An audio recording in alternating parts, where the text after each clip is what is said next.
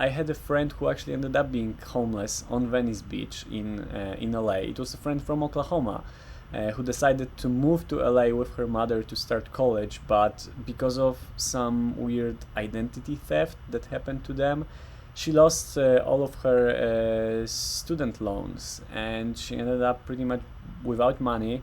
Her mother also didn't have any money because she just moved out from Oklahoma from her ex-husband. So all they had was in their car, and they just decided to start a new life in LA. But that didn't go well, and they ended up being homeless, living in their car in Venice Beach. And she invited me. She said that she made friends with a lot of homeless people on the beach, that it's like an amazing community of people helping each other live there, where they look after each other, they share food and shelter and things like that. And she told me that I have to make a film about it because it's a crazy community. Crazy in a good way, but also sometimes in a bad way. So I went there on a Christmas Eve because I didn't have anything else to do on Christmas that year, because I wasn't spending it with my family. I was already living alone in LA, so I just decided to spend You're Christmas. a lapsed Catholic. Yes, so I just decided to spend Christmas with her and her mom and the homeless people of Venice Beach, and I documented all of that with my camera, making interviews with the homeless people living there. Asking them questions like how long have you been here, what made you become homeless, and the stories were crazy. And to my surprise, a lot of those people said that they were homeless by choice, which you can interpret that in many ways, because usually if someone is living a happy life, not being homeless, they don't suddenly decide to become homeless. So if they say that they became homeless by choice, it's maybe their life situation made them choose to become homeless over a worse scenario, over a worse solution.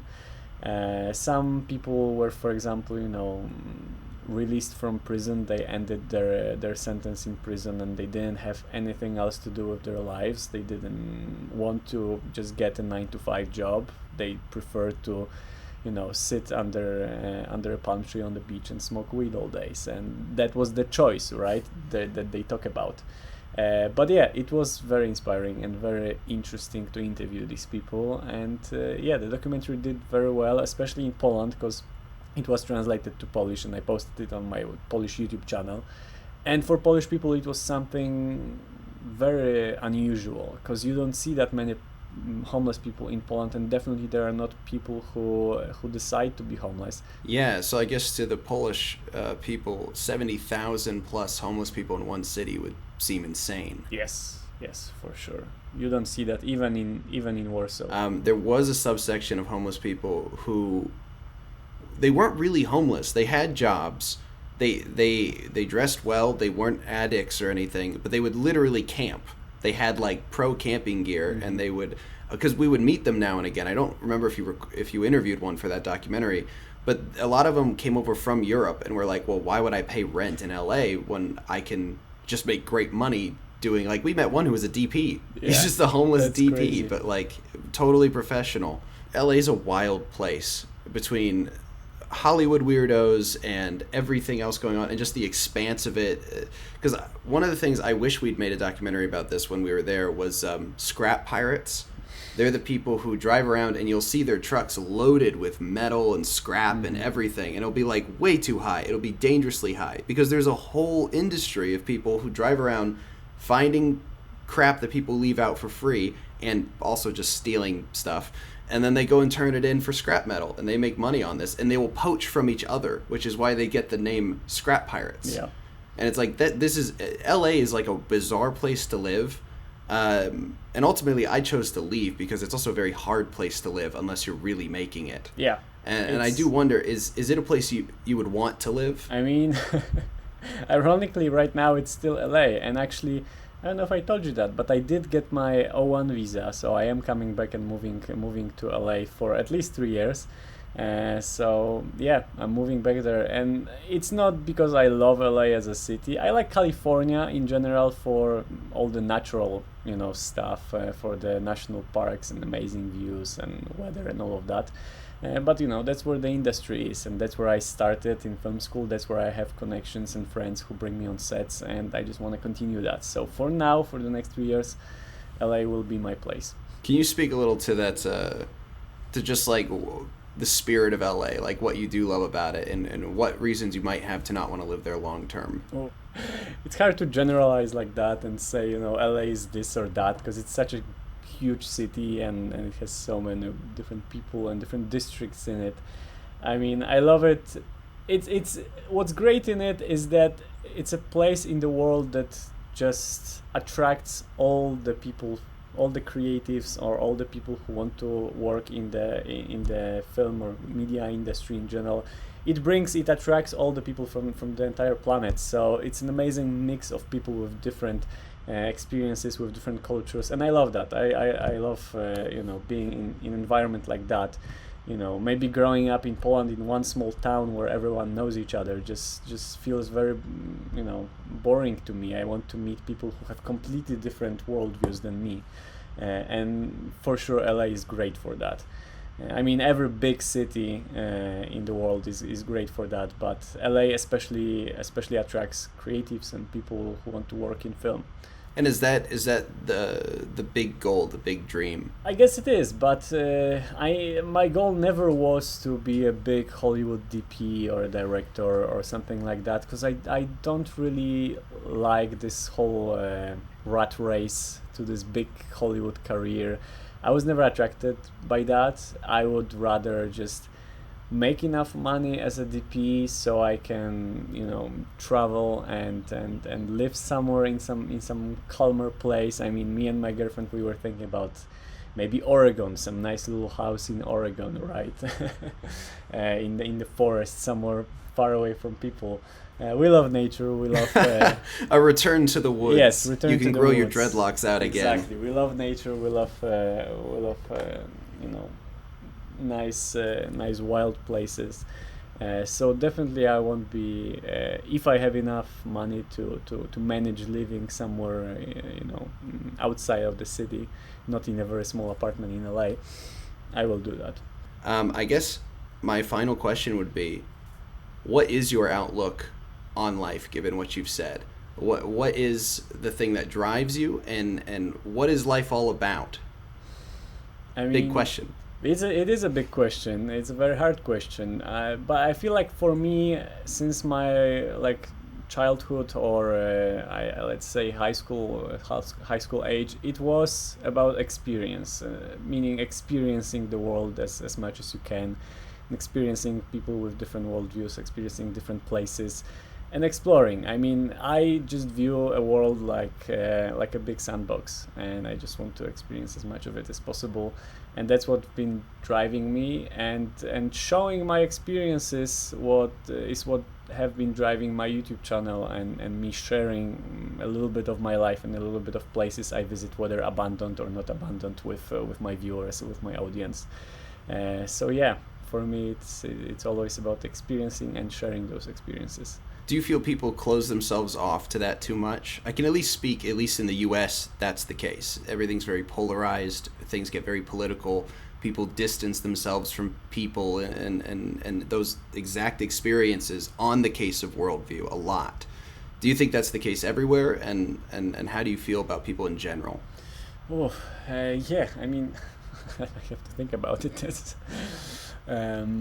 Hitting you with the deep stuff, yes, right at the end. Yes, exactly. Can you reword your question? How can I approach it? No. What do you mean? I think I want to have a positive outlook on people. I want to believe most people are good. I want to believe most people are open-minded. And I want to believe that most people ask themselves the hard questions at the very least, if they're not asking others. What I don't see is people asking other people hard questions, or just questions in general, especially if they're different worldviews. That's why that's the whole idea of this podcast, is I want to talk to anybody regardless of background or stigma or how people perceive them. But I just wonder, do you have those same thoughts or hopes about people? Mm-hmm. Well, I don't know how much my attitude to people is naive and how much it's just positive, but you have to feel positive towards people, and you have to believe that most people are good when you travel, at least, because you have to encounter people that you don't know completely, and you have to believe, you have to rely on their help very often when you travel. And maybe it's not totally my experience, but I follow a lot of travel YouTubers and travelers in general.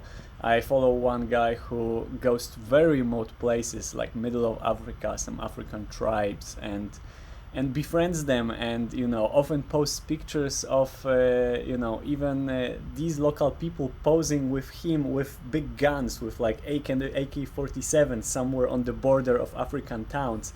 And like, yes, if you don't travel, or if you're just stuck in your own little bubble in your town or in your country, not knowing the world, or like not trying to seek and explore and meet people, you would think that he's in a huge danger doing it. But he travels with the attitude that he's not doing anything bad to them, so they shouldn't be doing anything bad to him. And maybe it's naive, but maybe it's just common sense and just trusting people. Because also, if you trust a person, they will be more open to trusting you. If you see that you're vulnerable to them, and and you trust them, and you are on their territory, and they might do something bad to you, but they won't. I don't know how to say it. See, but you know what I mean. Yeah, it's complicated, because it's very complicated. I think yeah, there's probably going to be people who immediately think of a case where maybe they had that trust and then it goes horribly wrong. Yeah. I know there was a recent case where these YouTubers stayed on land they maybe shouldn't have in India, and they ended up getting like attacked, and the woman ended up being raped. Yeah. And not to throw a huge monkey wrench in your point, but it's like, yeah, the world's very dangerous and it can be very scary. But I would tend to agree with you. At least I want to agree with you. And maybe it is a bit naive or idealistic. But I want to believe people are good. And I believe the world, as you said it, is better when you actually go out and experience it.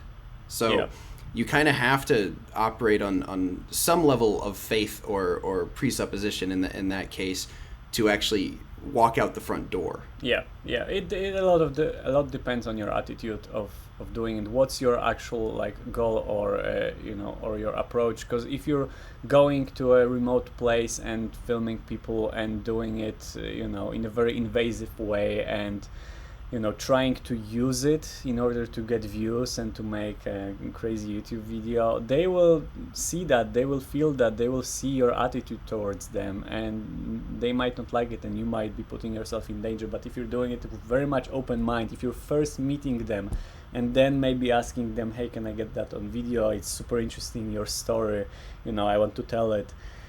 I feel like that makes people also be respectful to you, and want to help you. I guess as a final thought, do you think that as part of your philosophy that the world is something that is supposed to be openly experienced, that also includes the negative aspects? Yeah, you definitely have to experience the negative as well. I mean, sometimes the negative experiences are the ones you remember the most, and you tell the most stories about them. As I told you the story about finding the dead body. At that time it was super negative, but at the same time, not many people can say that they experienced that. Now I know how it is to experience that. And that just enriches my whole experience as a human on this planet, right? So yes, negative experiences are as important for me as the positive ones. Peter, I think that's a great place to leave it. I appreciate your time. Thanks for coming on, man. All right, thank you so much.